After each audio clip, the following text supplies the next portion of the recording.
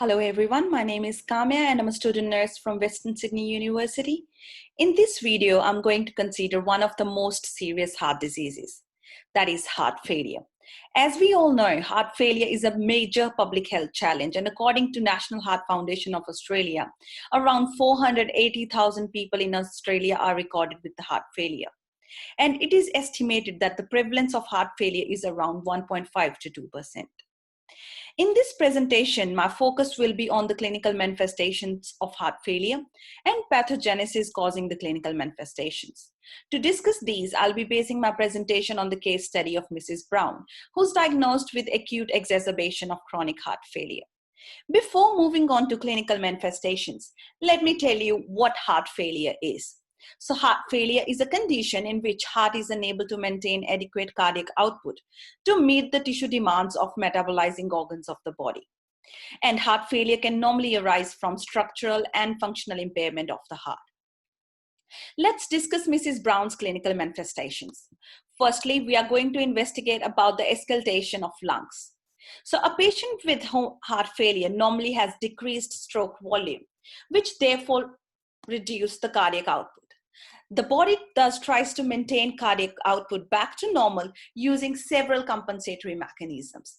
The primary compensatory mechanisms are neuroendocrine responses, including activation of sympathetic nervous system and renin-angiotensin-aldosterone system. So these are activated to counter the impaired function and maintain the cardiac output. A reduction in cardiac output leads to reduced renal perfusion, which actually stimulates release of renin in the kidneys. Renin then acts on the angiotensinogen in the liver to make angiotensin 1. This promptly converted to angiotensin 2 on the surface of pulmonary and renal endothelium, which directly increases vasoconstriction and promotes the release of aldosterone from adrenal cortex.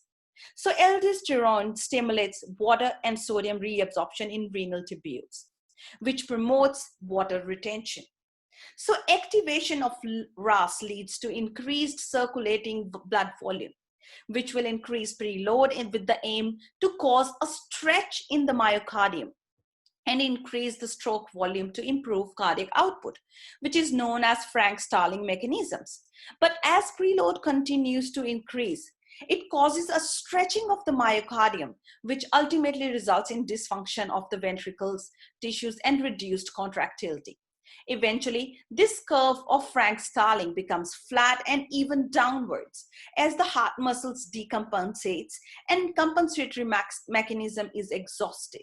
So when the left ventricle fails to contract properly, the heart pressure increases and vascular volume redistribute into the lungs, which will result in a rise in pulmonary capillary hydrostatic pressure and backfilling of excess fluids into lungs. So when the hydrostatic pressure increases or exceeds the oncotic pressure, fluid moves out into the interstitial spaces and lymphatic system are unable to remove the flow of fluid out of the capillaries. So this results in acute pulmonary edema, which is exacerbation of the heart failure condition. And when on physical examination, inspiratory crackles over the lung bases are revealed, which we can clearly see in the case of Mrs. Brown. It's because of the pulmonary edema. So the next clinical manifestations which I'm going to talk about are dyspnea, respiratory rate, and reduced oxygen saturations, which are connected to the increased fluid in the lungs. So let's look at the pathophysiological mechanisms of these.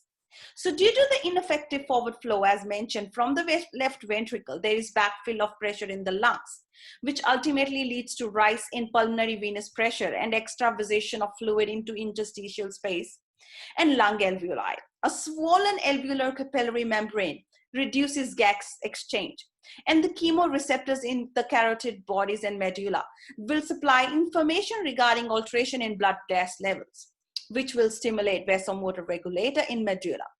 From medulla, nerve impulses are sent to pons, which regulates respiratory rate and sends signal to our lungs to breathe faster and deeper, resulting in dyspnea and increased respiratory rate.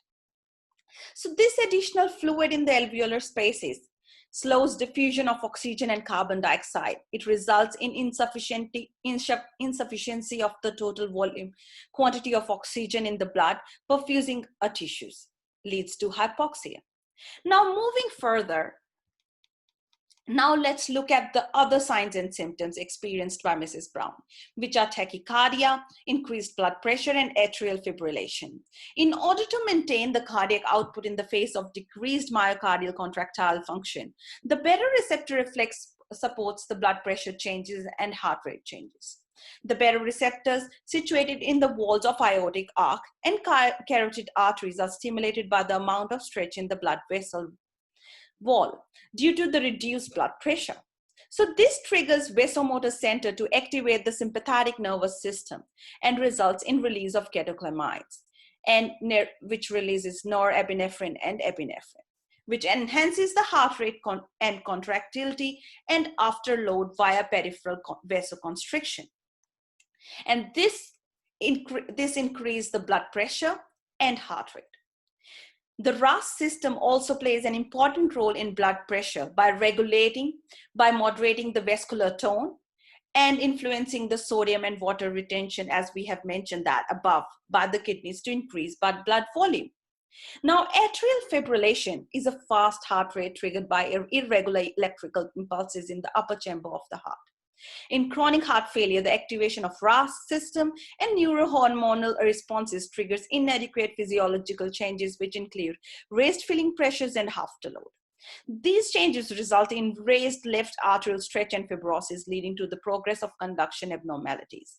And this results in atrial fibrillation. So my presentation was based on the clinical manifestations I identified. And it is evident that Mrs. Brown's condition is exacerbating and can arise from a variety of pathophysiological mechanisms. So possible objective for treatment includes control of arrhythmias, myocardial preservation, preservation of renal function, reduction in congestion, and blood pressure control. Learning these clinical manifestations and pathogenesis assist us nurses in understanding patients' condition better. Thank you.